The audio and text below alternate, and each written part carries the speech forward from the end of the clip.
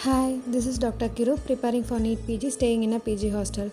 So இன்றைக்கி படி நான் வந்து நர்வ் மசில் ஃபிசியாலஜி, அதுக்கப்புறம் சிஎன்எஸ், அப்புறம் எக்ஸ்ட்ரா தான் மிஸ்சலேனியஸில் ஒரு டாபிக் படிக்கணும்னு நினச்சேன். ஆனால் அது படி போகலை, என்னாச்சுன்னு பின்னாடி சொல்கிறேன்.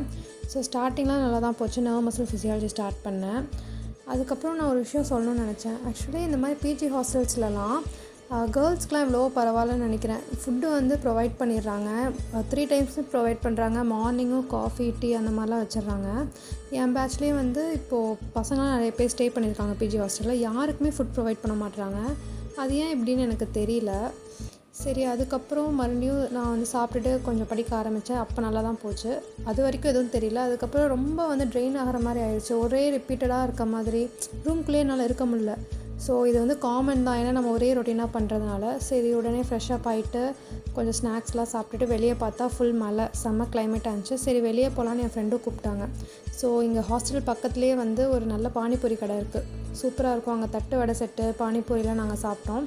சாப்பிட்டுட்டு அப்படியே ஒரு 1 கிலோமீட்டர் மாதிரி வாக்கிங் போனோம். இந்த ஏரியா என்னென்னு உங்களுக்கு தெரிஞ்சதுன்னா கமெண்ட்டில் சொல்லுங்கள். ஸோ அதுக்கப்புறம் கொஞ்சம் ரிலாக்ஸாக இருந்துச்சு. மறுபடியும் ரூம் வந்து படிக்க ஸ்டார்ட் பண்ணிட்டேன்.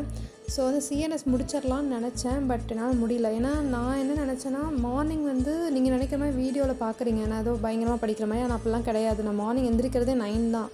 ஸோ வந்து எனக்கு தெரிஞ்சு அதனால கூட ஒரு மாதிரி ஸ்லோவாக ஃபீல் ஆகுது அப்படின்னு நினச்சேன்.